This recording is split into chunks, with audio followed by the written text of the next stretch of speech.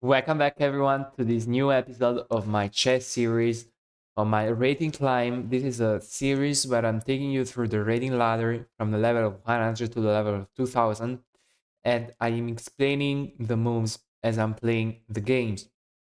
Today's episode, I'm gonna play against 300 rated player opponents. But before we get into the video, please remember to like and subscribe. The button is just down below and it helps me a lot. Also, I left the link to my Twitch channel in the comments, and said that we can get started. Alright, let's see who we will play against. I will play 3 minute plus 2 seconds increment, so I have time to explain the moves. My opponent plays e4. In the opening, I always tell you to play pawn in the center, 2 pawns if you can, and develop your pieces, and then bring your king to safety through castling. All right, our opponent plays knight f3. At this level, you just have to get used to look at what pieces can capture. In this case, the knight can capture the pawn, and we can develop the other knight to protect the pawn. Our opponent plays this. I can continue to develop the knight. Now we're attacking this. Let's see what our opponent does. All right, in this case, this is a good example where you shouldn't follow opening principles, because in this case there is a threat, and the threat is knight takes f7, which is a fork on the rook and the queen. This is actually difficult to see at this level, and you just gotta get used to look at these things to spot these things. Right. We are in what's called the fried liver attack with this, but at this level, I don't want you to learn how to play specific openings. You should just, learn the basics. In this case, we get into a very sharp variation. All right. I guess I can take in the idea is that there is this, and yeah. Actually, our opponent is outplaying us. We can play queen f6, blocking the check, but then there is this, and we have to play this. And yeah, we just have to go for this. So actually, in the opening, we got outplayed. And that's not really the worst thing in the world. He can take here. And then I'm gonna have to take. Then queen takes. Threatens my rook. I can go here to protect this and protect this. And yeah, this is not really a good example of how you should play opening as a beginner, because this is a very sharp variation, and I didn't want to. Yeah, you can go here, I guess, and this with this. And yeah, one thing we're gonna do here is called castling by hand. And this is possible when you move your king, and when you move your king in chess, you lose your right to castle. And what you should do... Oh my god, I can't believe you found this. Holy moly. Like, this is a Smurf. Obviously this is Smurf, because yeah. The idea is that I can take, then takes is a fork. Yes, and yeah, there is not much I can do here. I can sacrifice a piece. I can sacrifice a piece, but I don't think I will. I wanted to play king here anyways, but now we're just 3 pawns down, and I'm gonna try to make a comeback, but I actually think this is a Smurf, because yeah, no one rated 300 plays that move. Yeah, that's not possible. One thing that we can learn from this position is that Opposite, what is this? Opposite colored bishop endgames are more often than not a draw. I can take here, then this, I guess. Take here, I take here. That's not really a problem.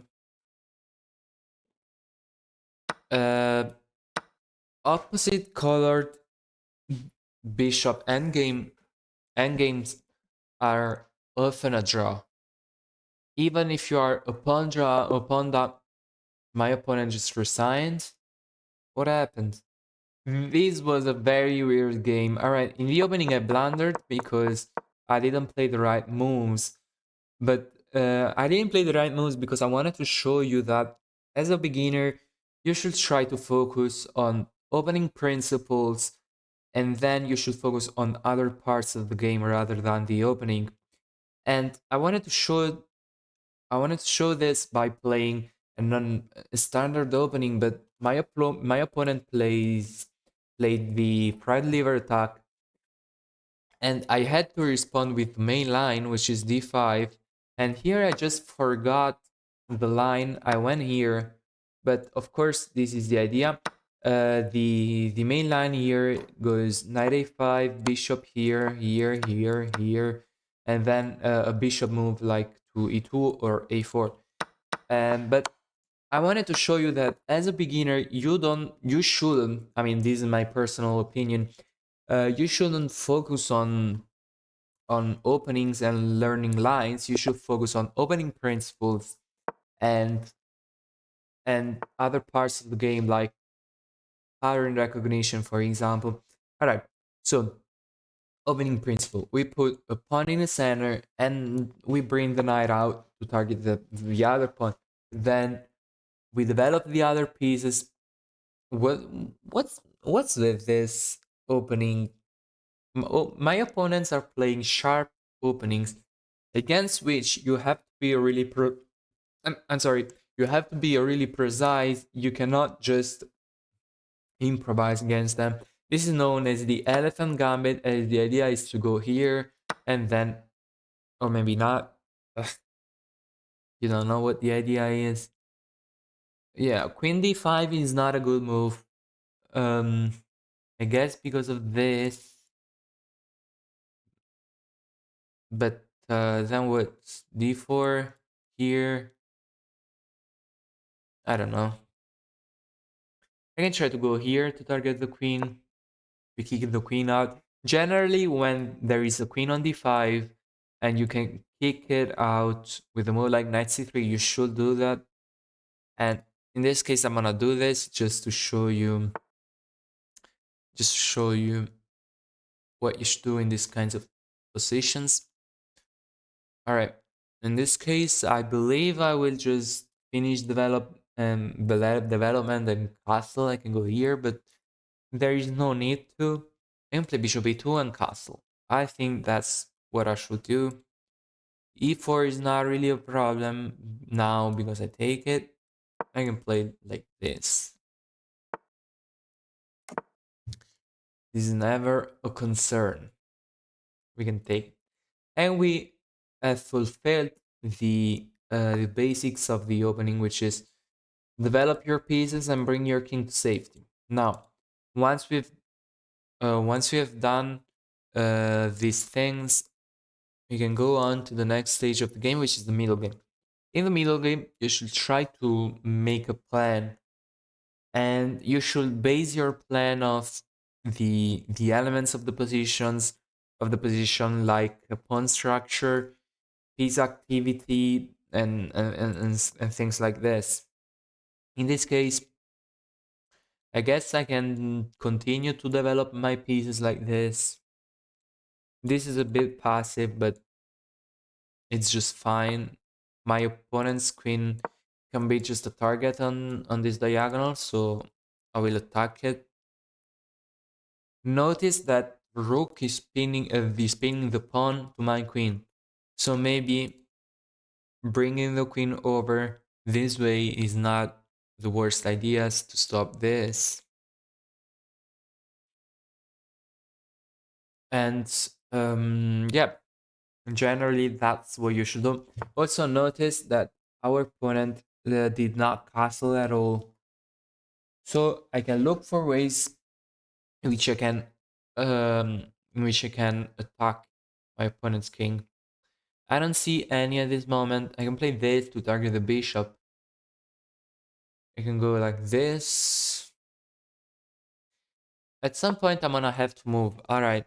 I said that I wanted to unpin this pawn, so I play queen c1, which might not be the best move because you might want to play more energetically. My opponent plays h6. I can play this and then this to go like this. I didn't want to play d4 right away because my queen was here and I didn't want pressure with my queen on the other side of the board. Alright, knight f6. Knight f6, I guess I can go here, but then this I cannot take. But that's not really a problem because then I can just bulldoze the position. Or I can even go here probably. Like e4, knight e5, takes, knight somewhere, knight back, or knight d7. But knight d7, maybe f4. And my pawn on e5 is really strong. But then there is en passant maybe. Yeah, I don't know what that move does. It protects the pawn, but I guess I can take it. I'm sorry if I'm playing fast, but I have 20 seconds, so I will speed up a little bit. I can take. I mean, I probably should take with bishop because I don't want to damage my pawn structure. I want this to be protected by the queen. I'm sorry, by the queen. So yeah, my opponent can take this, but then after takes, I have bishop here maybe.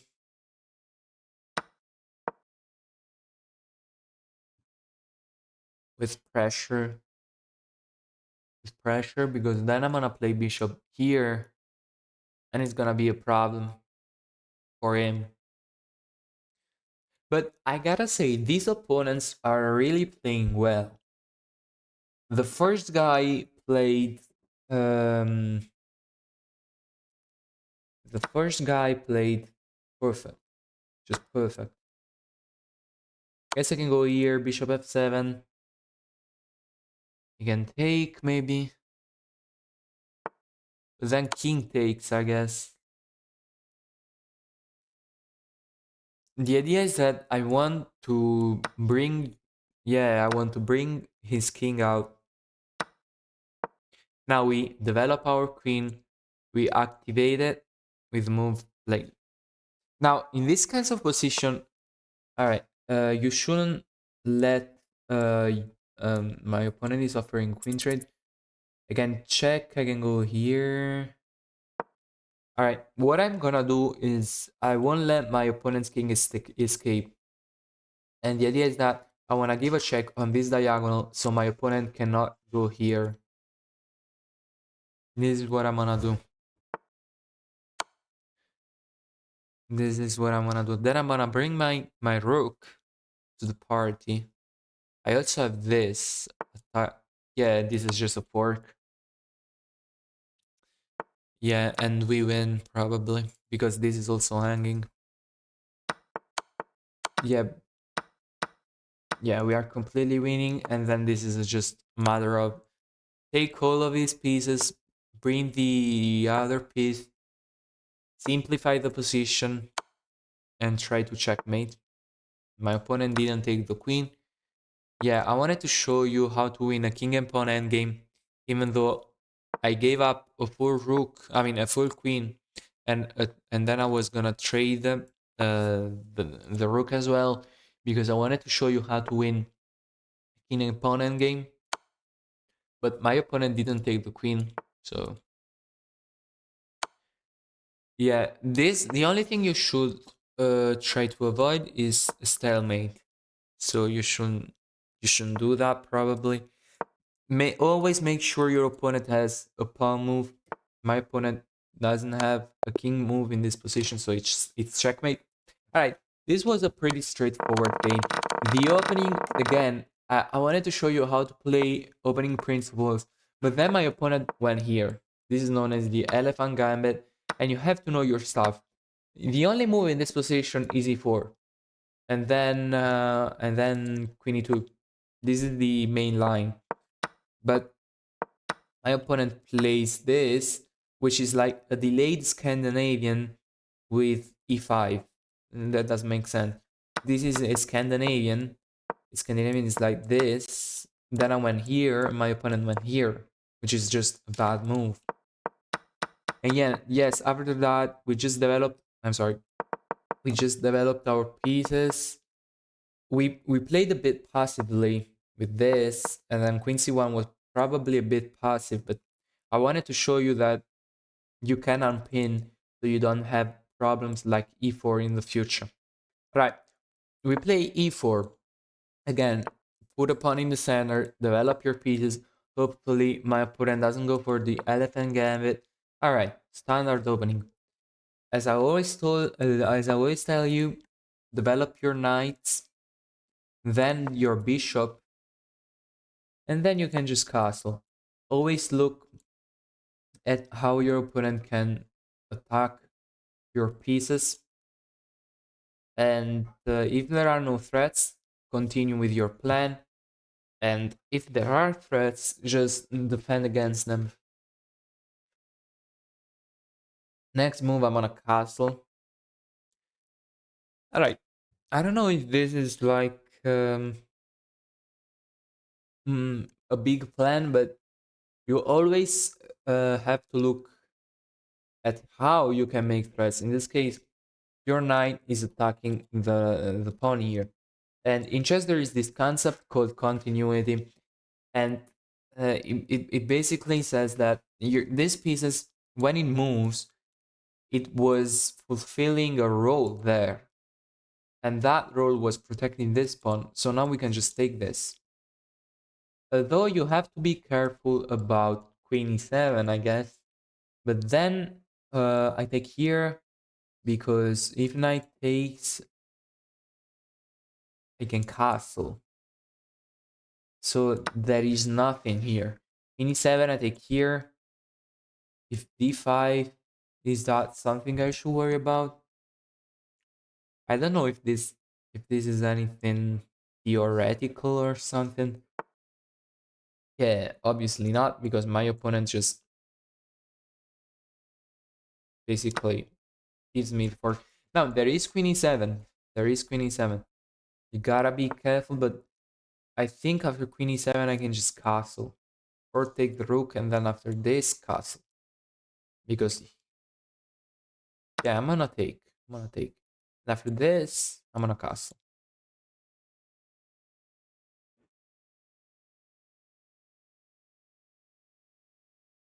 So again, my opponent blundered in the opening, and I hope that I showed you how you can spot these kinds of blunder as well in your games.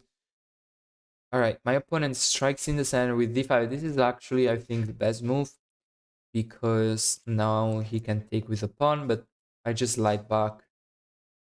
Here, there is nothing to worry about. Again, I can castle. Don't get tunnel vision, and always be careful of your king. In this position, just castle, because there is the queen on the other side of the board, so get out of danger. If takes, I'm just gonna take, and then rook e1 will be a threat, although what? Yeah, this is a really bad move for two reasons. One, it hangs a bishop in one move, although this is the idea, but this is not really a threat. But it also hangs a bishop this way, because this is check. So I'm gonna play this, and then I'm not gonna damage my pawn structure. Remember, never damage your pawn structure if you don't need to. I'm gonna take the bishop. Don't damage your pawn structure if you don't have to. Like, that's the general rule of thumb. Next move I'm gonna take. Yeah, I'm gonna take this. And then I can get out. I can even play bishop f7. I think I'm gonna get out. I'm gonna get out. Save the knight. And then look for ways in which you can deliver a checkmate. But my opponent just sacrifices the queen. He could have taken the bishop and then taken the knight, but he didn't do that. Now let's give a check to bring our queen closer to the king. This is a good move. Let's go here.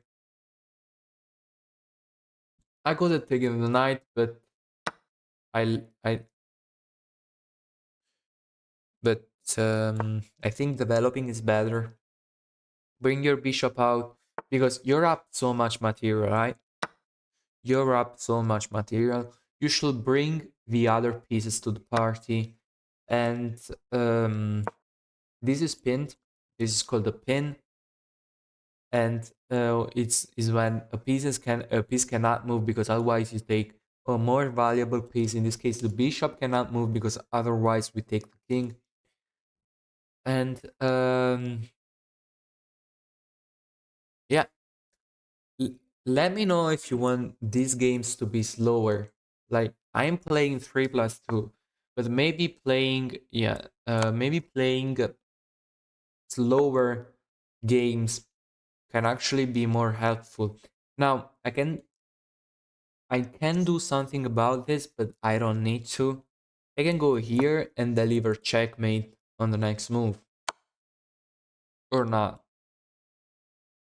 I'm gonna take here and then deliver checkmate. Yeah, if you want slower games, let me know that. And because I feel like maybe 3 minutes is too little. I have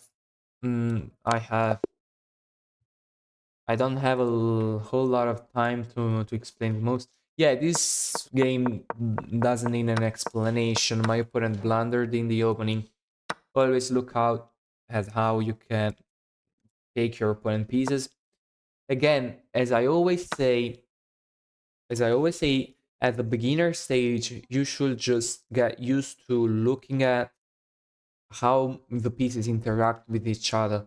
Like if your pieces are hanging or stuff like that.